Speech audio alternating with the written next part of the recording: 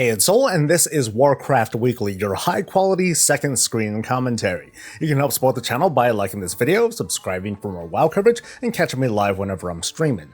This week has me feeling like the dust is settling on the 11.0.5 patch. I mean, fixes and tweaks, they're still happening. That never really stops, but the big bumps seem to be gone. Anniversary farming is a lot easier. Some have been completely done for a while now, and it feels like in the past week or so we've been seeing, this kind of middle-of-the-road pack of raiders breaking a plateau and completing the raid on Heroic and Mythic. The attention for now has been directed towards Cataclysm Classic and the Firelands phase. Maybe you don't care, for me it's just kind of a blip on the radar too, but it's at least a moment of breathing room before we get buried under some news bite or another update or promotions that are still going on. But next week could change everything again with the Warcraft Anniversary Direct. Here's what we know so far, although it's kind of against Blizzard's will. There's a 2.0 patch coming for Warcraft 3 Reforged. Now, a 2.0 typically means a big update, but we're also in uncharted territory. This is a different game from WoW. Does this mean an expansion-sized update? Does that mean a huge overhaul of fixes or brand new stuff? Whatever the case, the 2.0 label has been cause for lots of speculation, and with days left, the expectations are going to be this roller coaster of emotion. The other day, data miners uncovered, and it's been virtually confirmed, that there will be a Warcraft 2 remaster. Now, unlike Reforged, which was sort of a rebuilding from the ground up, a Warcraft 2 remaster just doesn't carry with it the same level of expectations as Reforged. From this, I hope to see graphical updates and maybe quality of life improvements. Small things like queuing up multiple commands. I think that wasn't a thing back then, and I only kind of remember how selecting units felt really dated compared to more recent RTS games. The last thing we learned came from an actual official announcement this time. The Direct will include drops, whether you're watching the Direct from Twitch or YouTube or even TikTok. Starting at the time the Direct airs and lasting a whole month, watch a participating streamer for up to 20 minutes, that's really all it is, to get a variant of the Alliance Wolf and the Horde Cat mounts, along with other rewards for Warcraft Rumble and Hearthstone players. Of course, you can watch the Warcraft stream directly too, if not your favorite streamer. With 11.07's reveal the other week and how far it's been coming along, I don't expect more than just a reminder of it coming. At most, maybe a launch date to give us another something to look forward to during the holiday break. There are lots of possibilities I shared the other week as to what's next for all of Warcraft, big news for the classic era, a preview of 11.1, maybe systems, maybe a cool high-res cinematic to help forward the story. After all, the Horde and Alliance, they've been kind of doing their drills on the beach for months now, and it's kind of weird to see other things happening around them as if there's no sense of urgency from them. That said, we do know there are going to be developments in 11.07 that aren't likely to be shared on the PTR. Though, what else do you hope to see revealed? Or are there some, really out there predictions you might have? Some wild takes would be if they announced a TV series or another movie. How would news of that land these days? This week's PTR build showed us the ugly truth of 11.07. Siren Isle is going to have us locked into a cage of unlocking transmog of all sorts, going Dynasty Warriors on swaths of mobs and rares and opportunities to Rambo enemies and call nukes down. But they had me at transmog. I covered the ins and outs of Siren Isle in a video. A link to that is in the video description below, but here I want to do a side-by-side comparison to the likes of Forbidden Reach, which runs a lot of parallels. Now, by the end of this segment, your impressions of Siren Isle might not change at all, and hey, you know what, that's fair.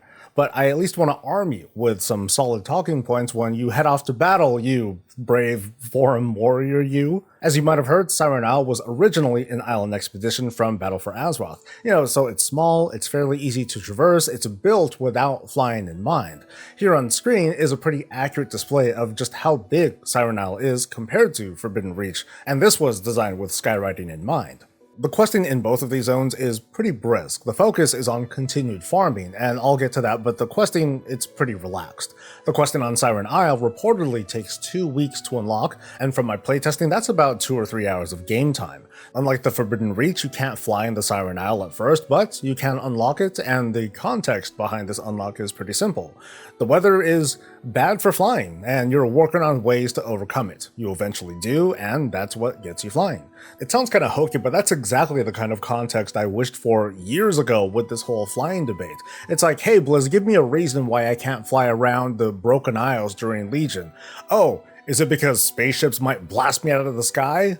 Well, okay, I don't like it, but at least it made sense. Anyway, both zones feature a gimmicky ring with which to lay waste to your enemies and your sim calculations. For the Forbidden Reach ring, one had to venture into the Skara vaults and complete a few rounds of puzzles to obtain the ring, and the stones and the materials to upgrade said stones.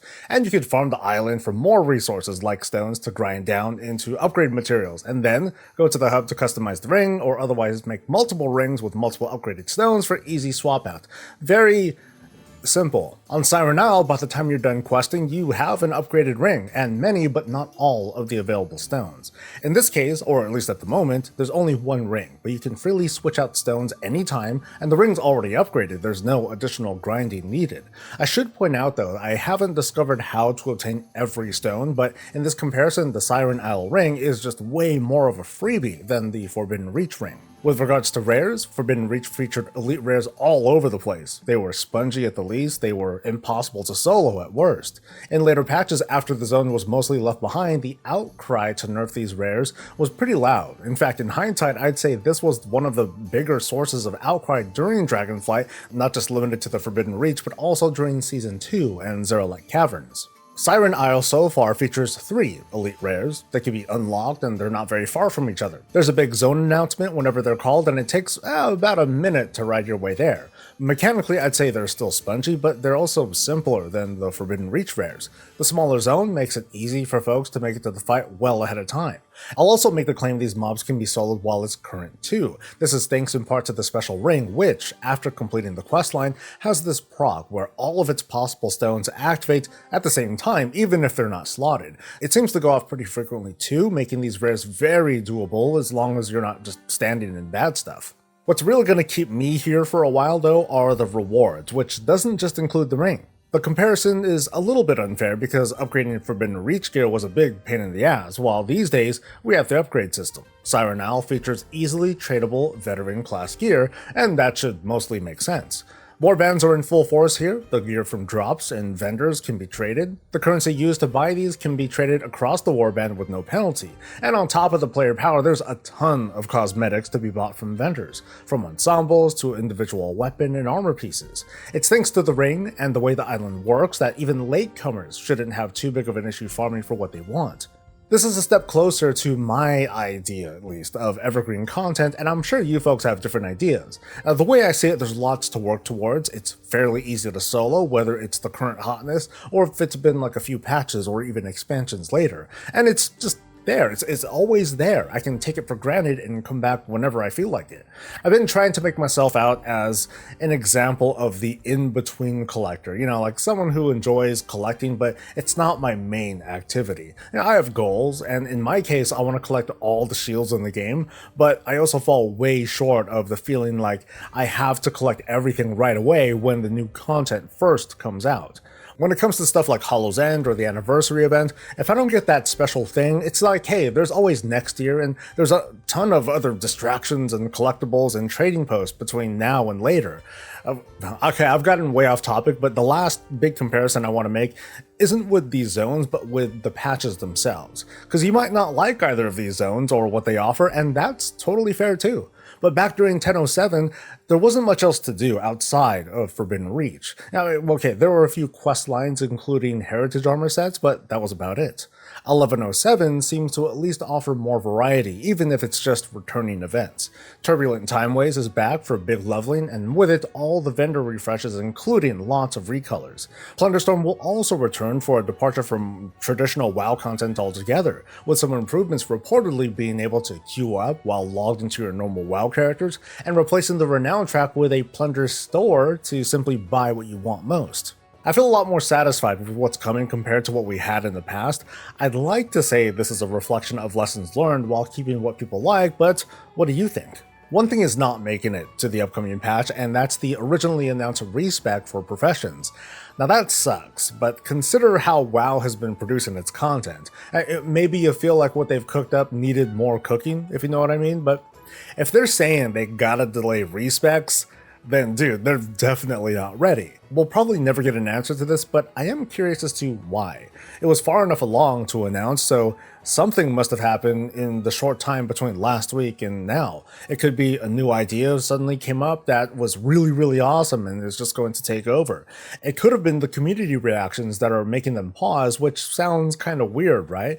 But by that I mean they might have underestimated how much big crafting would game the system and make professions into this seasonal game of meta chasing, and they didn't want to, I guess, influence that sort of behavior? I'm not sure. I have a feeling they just have a better idea in mind, but the fact is, this is pie in the face for Blizzard. You know, to announce something only to walk it back only a week later, it leads some to question their confidence in their own decision making, but what do you think? One more thing I want to talk about before we wrap up is the incremental storytelling of at least one part of the War Within. This week we got another Titan Archive quest, followed by more exposition explaining the story's biggest questions around the Titans and Azeroth. If it wasn't clear enough, every 2 weeks we learn more about Azeroth's history after we collect like 100 doohickeys, and I'd like to get your folks' thoughts on this particular approach. I'm sort of reminded of Renown in Shadowlands, where every few Renown levels we get a little bit more of the Covenant campaign storyline. As for how to do this quest, we can do other side quests, or we can find treasures, we can, kill rares, do delves, and so on to meet these requirements. The big difference is that we get exposition, but not exactly story developments we interact with, like impactful moments, or character development, or deaths, or us actually stabbing stuff, nothing of that sort. So I don't mind this being a slower drip experience. It's basically the story of us uncovering more and more knowledge over time from the things that we collect. I have a small complaint or observation to make though, but newer players coming into this kind of late, they have a fair likelihood of missing out on this knowledge because of this quest. Because as it stands, they're only going to see this quest every 2 weeks, just like the rest of us, which means, at the moment, they're forever behind. Also, the quest is labeled with the meta tag, like any other weekly quest, making this easy for a player to either miss out on or to deprioritize because, it's just like all the others, I already got the treasure chest I wanted. I think it would help if later, once this series of quests is done with, it'll just pop up daily for newer players and alts until they've caught up or until it's completed. I just wanted to share that thought, and that's the show. Next Wednesday might be pretty hype with the Warcraft Direct happening. I'm going to be here streaming on both YouTube and Twitch for the whole thing, so join me on the platform of your choice.